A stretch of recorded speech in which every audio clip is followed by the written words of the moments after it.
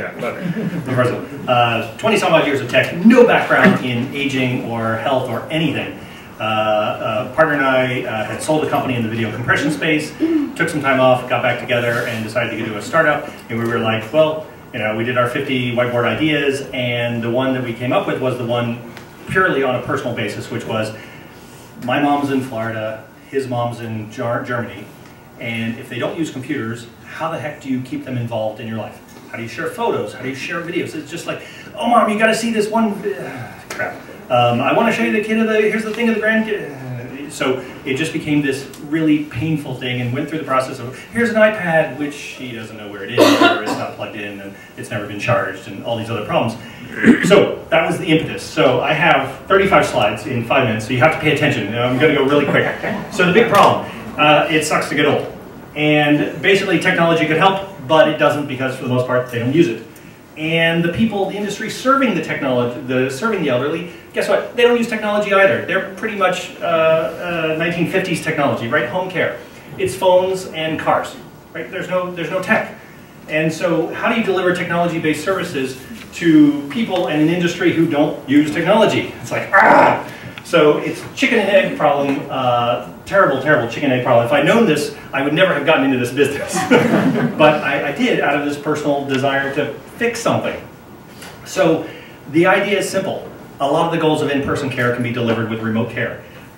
If you can do it simply enough that the senior can do it on their own, right? That's a killer. And so what you get is you can do things like check-ins and social interaction and concierge and vital signs, and you can do it with higher skilled staff. You know, the same 12 bucks you're paying to have somebody go into the house, guess what? You can get a stay-at-home mom in Indiana with a master's in social work to do that work. So you can get a much better level of interaction at the same or lower price. And you can deliver it in interesting ways. For example, home care is delivered in 2 or 3 hour increments as a minimum because you got to drive somebody to the freaking house. Remote care you can deliver in 5-minute increments. Right? You don't have to do these 3-hour charges to say, is mom okay? I can actually answer that in 5 minutes and actually have a good interaction with her. And if you combine it with in-person care, because let's face it, it's hard to take somebody to the toilet, it's hard to shower them, it's hard to cook them a meal remotely. But that doesn't have to be, that doesn't require all the things. So if you can combine the two, you actually can have something. So what we have is this touchscreen system, which we did not develop, right? We're using an HP TouchSmart, we could use pretty much anything. But what we've done is we've removed all the complexity from the care recipient and moved it onto the caregiver. So it's a cloud managed system. The device checks in with the cloud every 5 seconds and says, what should I be displaying on their screen? And the system then tells them, here's who they can call. Here's what they can do. Here are the pictures they can see. Here are the videos that they can see. So it's very scalable. So it's designed, you know, our background is designing 1,000-unit transcoding networks. And so we put a lot of that into this. And we're a B2B system where the idea for us is that we're a technology provider that we can provide a technology system to all of these technically inept companies that are out there and deliver something to them. So what do you get? Video calling, instant photo sharing from the computer or the mobile. The fact that I can send an instant photo or an instant video to my mom has changed her life. She sees a little kid doing the spin, you know, and waiting 3 months for me to go visit her and showing her the video of the little kid doing the spin 3 months ago is nowhere near as compelling as she's doing the little spin right now. It's kind of cool. We've had people where it's like a woman who's a pilot who's in a wheelchair, and we got her to be able to go to the wedding of her grandnephew or whatever. And we just had somebody hold up their phone during the ceremony, and she got to be at the ceremony live.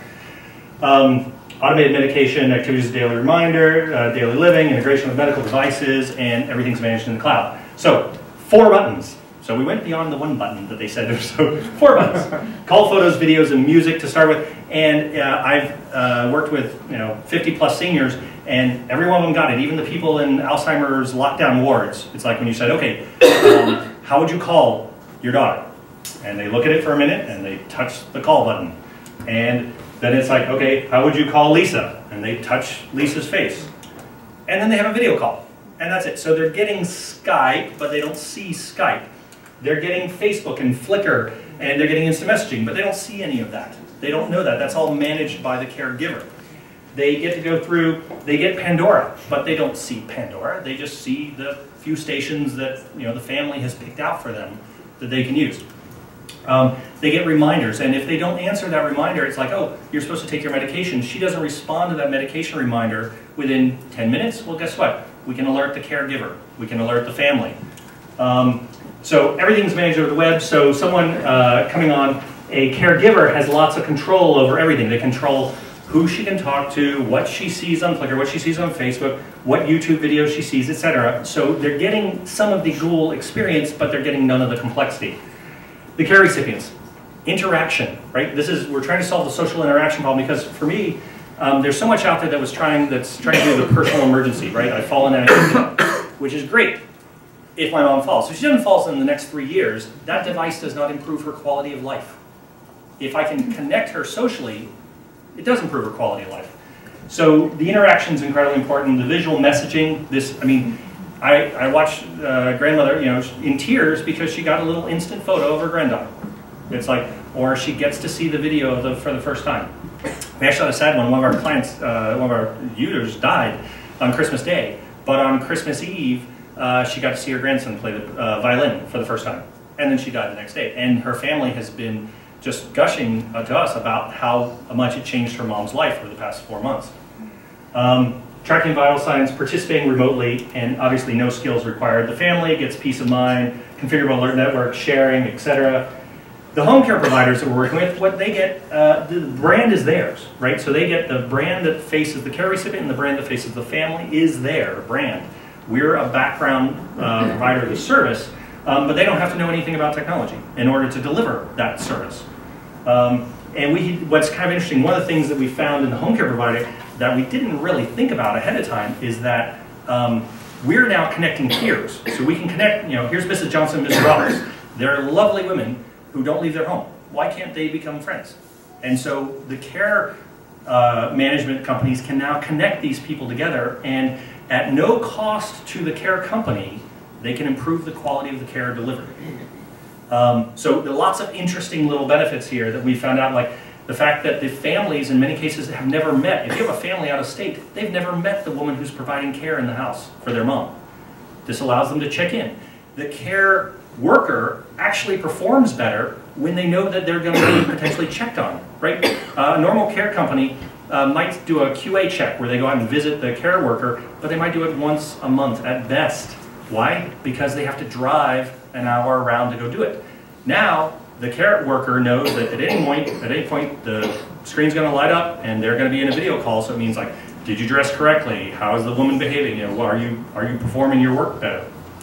Home health providers, we're starting to work with those, the ability to have like nurse on call, etc. We think there's some interesting innovative services. We're starting to work with one company on remote diabetic support. Huge problem. How do nobody can afford to have a nurse go over to their mom's house to do diabetes shots, right? It's going to cost you $95 per shot to get somebody over there. So how do you provide any kind of remote service? Well, if you can have an RN who's observing and aiding the person doing their own shots, checking the glucose, etc., for them remotely, very, very helpful. And then facilities, we think it's interesting in facilities, one of the big questions is, why should you come to my facility versus facility A versus facility B? And if you can show them that says, hey, every room's equipped with a VideoCare system, so you'll be able to stay in touch with your mom. Right? You don't have to feel as guilty about leaving here because she's going to still be connected with the family. The market is, obviously, as you know, it's large. There are 15,000 non-medical home care agencies. You can start one up tomorrow. There's no requirements. There are about 10,000 medical home care agencies. There are about 50,000 facilities.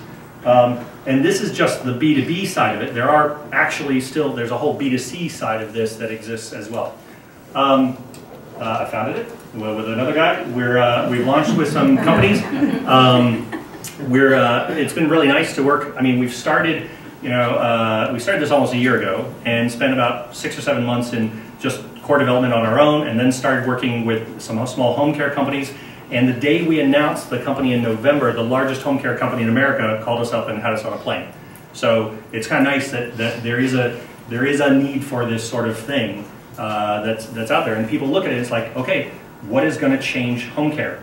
Because right now it's being done exactly the same way it was done in 1950. So we think there's a way to change that.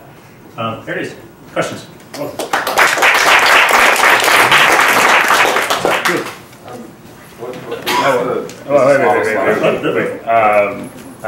People with microphones get to speak? People with microphones first, and then Dave next. This is all very, very interesting to me. I'm thinking about my 92-year-old grandmother as we were talking about all the things that this does.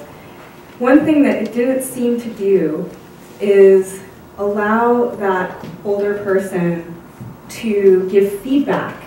2 weeks. Wait 2 weeks. Okay. So how we're doing it, by the way, we've spent, and I'll throw this out to you, if somebody has a better idea, please let me know. We don't want to give them email. We don't want to have, our goal was to do this with no keyboard entry, I mean no entry of anything. Yeah. So what we have is we let them record a voice message.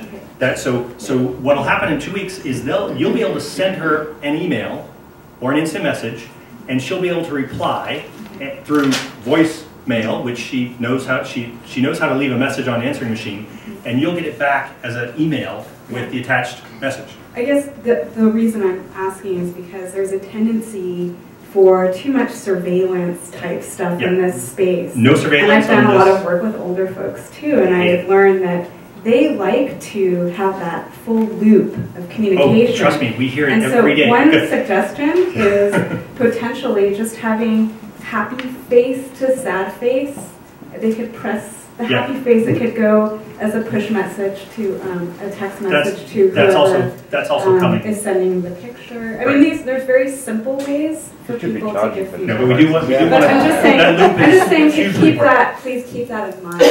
Oh, you don't realize one of the things we do is we talk all the time with these care recipients because we're using them, and I got your postcard, but I couldn't reply. Why can't I reply? You have to make it reply. I mean, I'm actually, there's one woman, I'm in her will already, that she's like willing me things from her house, and I'm like, but it's an interesting business model. Yeah. Financing the company. Just a quick question. Talk about what it costs, who pays for it. Oh, right. So what it costs, it's $100 a month is the service. And that includes the hardware and everything, and we own the hardware, and so we, if somebody wants to knock it off the table, it's our problem. No contracts, nothing. We're just, and it's obviously cheaper. Facilities, we just let the facility buy the hardware themselves, and they pay us $25 a month for the service. So we're trying to make it cheap and ubiquitous, and because ultimately, obviously, this is a platform, right? You can deliver interesting services if you can get this into the home. Concierge medicine, nurse on call, pharmacy. I mean, there are lots of interesting things that you can do if you can get some traction. Okay, last question, because then we're going to be running out of time. I have a question. Well, I have to admit that we are very much in competition. No competition whatsoever. Including the but I'm very much interested in these care workers. Is it what you said about the requirements that the care workers have? Is it already? I mean, do you have already business with them, or it is rather now in just your analysis phase? I mean, is it something ongoing? No, we're in business, so we're actually selling with companies now. So also with care workers. Well, so our current business is with home care companies. Okay. So who provide care workers, and we're actually looking at as one of the services we may end up doing is being a care provider as well, because sometimes they want to have they're looking at us to have some basically backup for them when people want to have conversations at 10 o'clock at night and they don't have anybody on staff. So it's a possibility. We're not doing it right now. Okay. We're going to run off the back.